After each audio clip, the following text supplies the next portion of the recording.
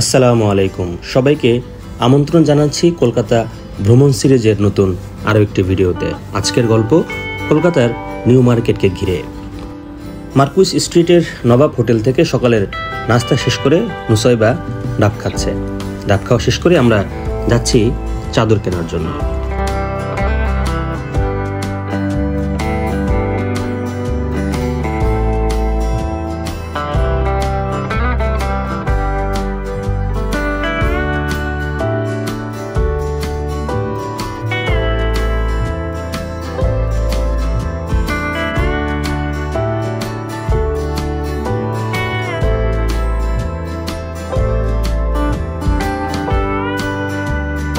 কাশ্মীরি চাদর কেনার পর্ব শেষ করে চলে এসেছি নিউ মার্কেটের সাইডটাতে। আজকে খুব তাড়াতাড়ি চলে এসেছি, তাই এখনও ফাঁকা ফাঁকা লাগছে নিউ মার্কেট এরিয়াটা। আমাদের আজকের প্ল্যান হচ্ছে সারাদিন নিউ মার্কেট এরিয়াটাতেই থাকবো। সেখান থেকে আমরা যাচাই বাছাই করে কেনাকাটা করবো এবং খাওয়া দাওয়া করবো এখানকার কিছু মজাদার খাবার।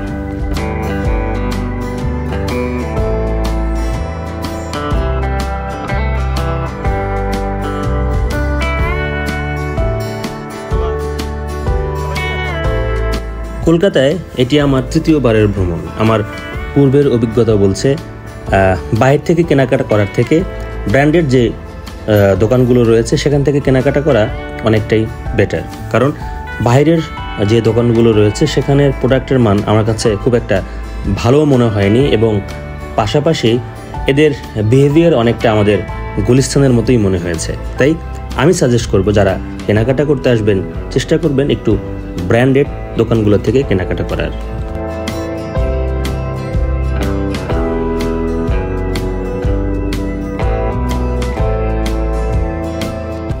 ব্র্যান্ডেড এই দোকানগুলো থেকে কেনাকাটার সবচেয়ে বড় সুবিধা হচ্ছে একই ছাদের নিচে আপনি সব ধরনের প্রোডাক্টই পেয়ে যাবেন। আর তার থেকেও বড় সুবিধা হচ্ছে দামাদামি করার জন্য আপনাকে আলাদা করে সময় ব্যয় করতে হবে না।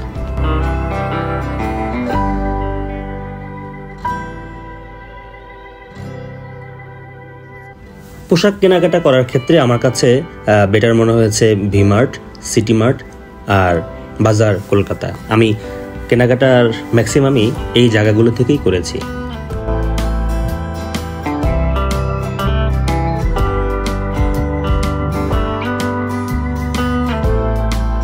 নিউ মার্কেট এরিয়ার অন্যতম জনপ্রিয় একটি মার্কেট হচ্ছে শ্রীরাম মার্কেটটি। আমার পরিবারেরও এটা রেকমেন্ডেড ছিল এই জায়গাটিতে যাওয়ার জন্য, তাই পরিবারকে নিয়ে ঢুকেছি শ্রীরাম মার্কেটে।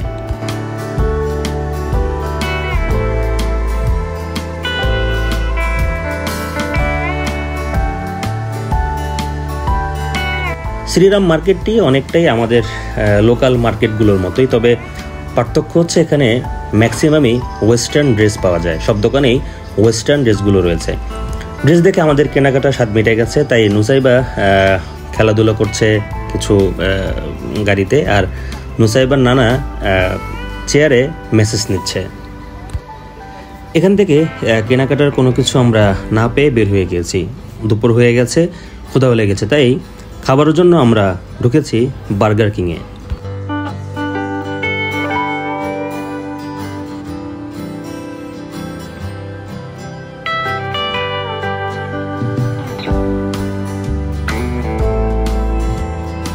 খাওয়া দাওয়ার পর্ব শেষ করে আমরা চলে এসেছি সিলেদার্সে।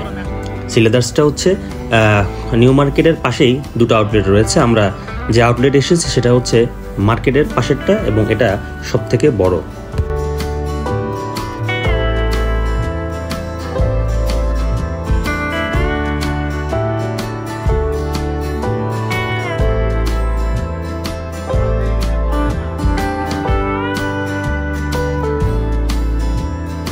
শ্রীলেদারের সবথেকে বড় সুবিধা হচ্ছে একই ছাদের নিচে আপনি চামড়ার নানান ধরনের প্রোডাক্ট পেয়ে যাবেন। তাছাড়া এখানে দামেও অনেকটা রিজনেবল মনে হয়েছে বাইরের থেকে। বাংলাদেশ থেকে যারা রেগুলারই কলকাতায় যান তারা এখান থেকে কেনাকাটা মিস করেন না, তবে নতুন যারা কলকাতায় আসবেন তারা এখানে একটু ঢু মারতেই পারেন।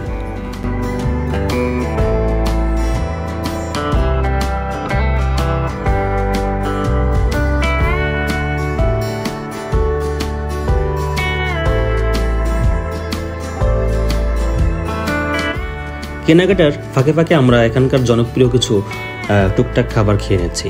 আর সবচেয়ে বড় সুবিধা হচ্ছে নিউ মার্কেটের একেবারেই পাশে আমাদের হোটেল থাকায় আমরা হাত ভারী হয়ে গেলেই হোটেলে রেখে এসে আবারও মার্কেটে ঢুকে পড়ছি। এখন আমরা ঢুকছি রাতের নিউ মার্কেট দেখার জন্য।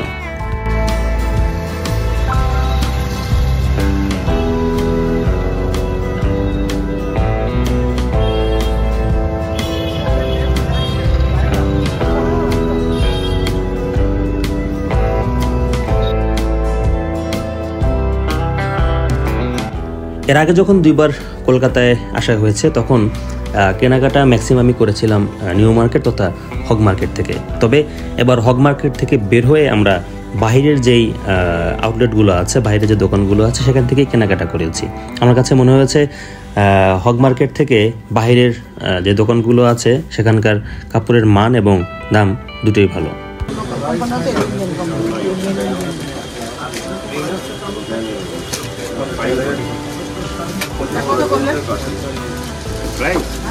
সব লিখে আছে, নিচের দিকে পর্যন্ত দামি 2795।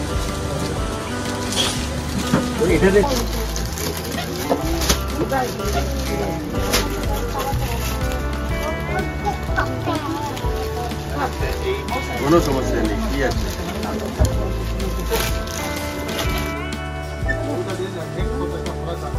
বিসমিল্লাহ বলে নিয়ে নাও। না, ফর্সা মানুষ তো ভালো লাগবে।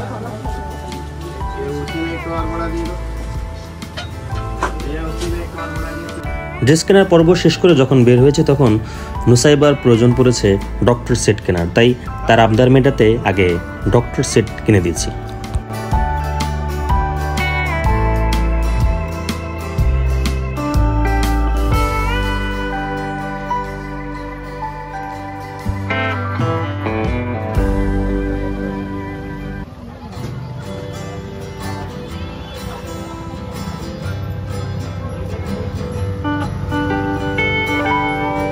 কলকাতার অন্যতম জনপ্রিয় একটি খাবার হচ্ছে কুলফি। এর আগে 2বার আসা হলেও কখনো খাওয়া হয়নি, তাই প্রথমবারের মতো টেস্ট করতে যাচ্ছি কুলফিটি।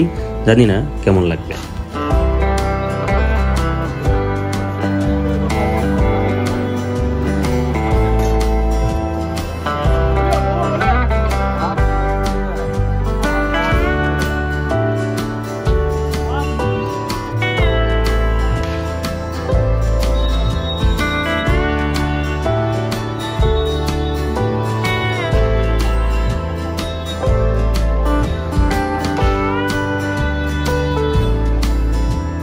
$50 টাকা করে রাখা এই কুলফির এই প্লেটেরটিতে রয়েছে কুলফি আইসক্রিম আর নুডলস। যদিও প্রথমবার খাওয়া একেবারেই খারাপ লাগেনি, কুলফিটি ভালোই ছিল।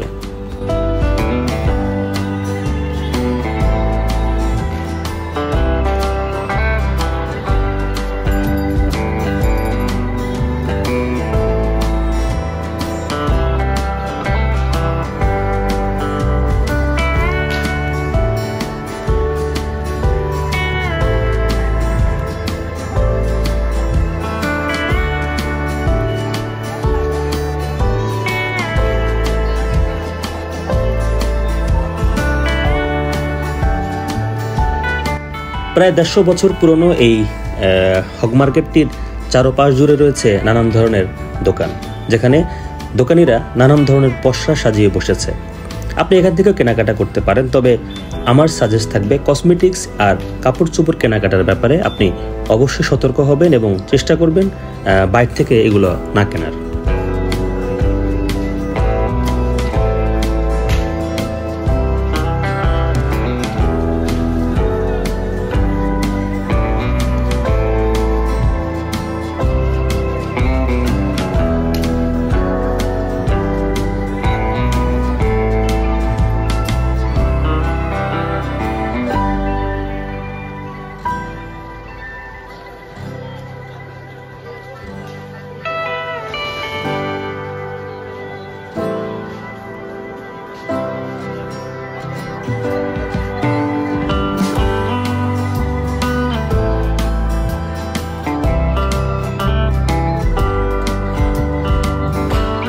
খাওয়া দাওয়া আর কেনাকাটা করতে করতে কখন যে রাত হয়ে গেছে বুঝতেই পারিনি, তাই আজকের মতো কেনাকাটা সমাপ্তি করে আবারও পরের দিন বের হয়েছি প্রথমেই চকলেট কিনবো বলে। হক মার্কেটের এই গেট থেকে ঢুকে আমরা ঢুকেছি চকোনাটে। চকোনাটের যিনি আছেন তিনি আমাদের পূর্ব পরিচিত এবং যতবারই এসেছি তার এখান থেকে আমরা কেনাকাটা করেছি এবং দামে এবং মানে দুটোতেই ভালো।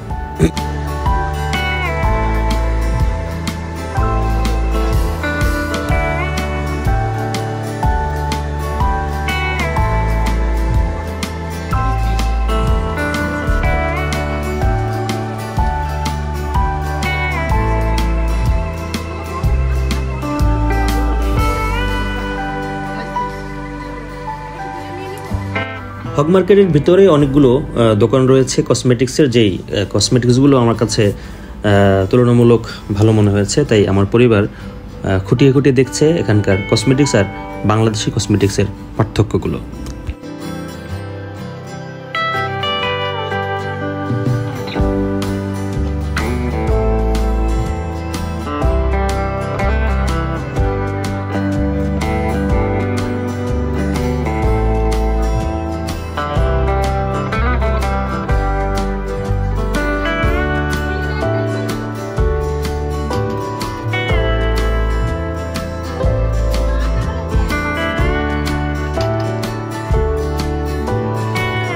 ম্যাক্সিমাম কেনাকাটা আগের দিন করে ফেলেছি, তাই আজকে আমাদের একটু চিলিং মুডে কেনাকাটা করার পালা। মোটামুটি কেনাকাটা শেষ হয়ে গেছে, সন্ধ্যা হয়েছে। আজকে আমরা ভেবে রেখেছি কলকাতার এই এরিয়াটি গাড়িতে করে ঘুরবো।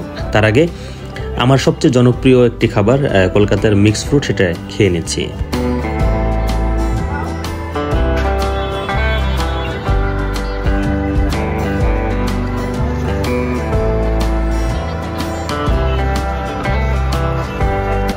আজ অষ্টমী, তাই একদিন বাদে যেহেতু এখানকার সবচেয়ে বড় উৎসব দুর্গাপূজা, তাই বের হয়েছি রাতের কলকাতা দেখার জন্য। আর কেমন সাজিয়েছে কলকাতা শহরটি তা গাড়িতে করে ঘুরে দেখবো এবং আপনাদেরকেও দেখাবো।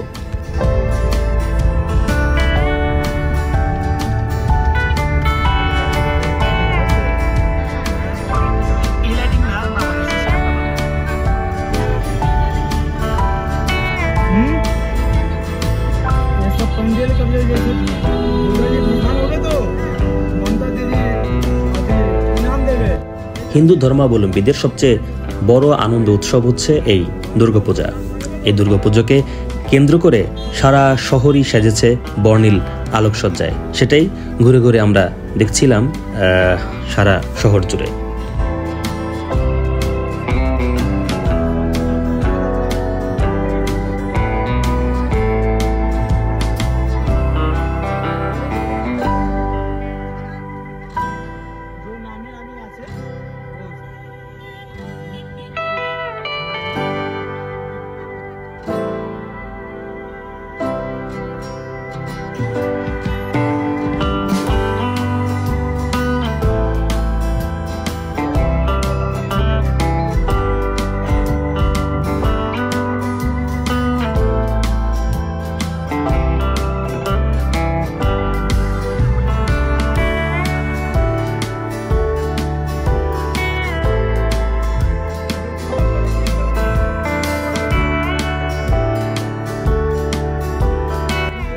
প্রায় 1-1.5 ঘন্টার মতো সময় নিয়ে আমরা ঘুরছিলাম এই শহরটি। তবে সবচেয়ে বেশি ভালো লেগেছে পার্ক স্ট্রিটের এই রাস্তাটিতে।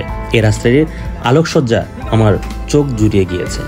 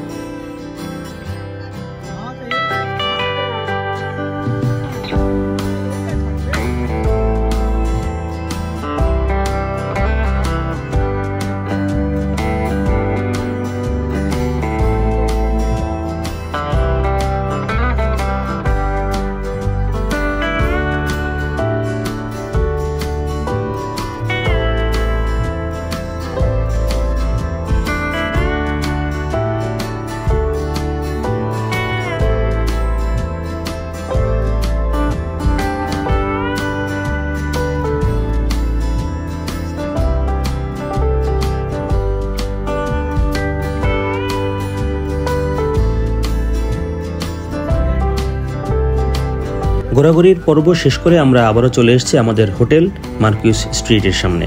সেখান থেকে আমরা চলে যাচ্ছি আমাদের হোটেলে। আজকে এই পর্যন্তই। আগামী পর্বে আবারও দেখা হবে নতুন আরও একটি ভিডিওতে। সেই পর্যন্ত সবাই ভালো থাকবেন, সুস্থ থাকবেন। আসসালামু আলাইকুম রহমতুল্লাহ।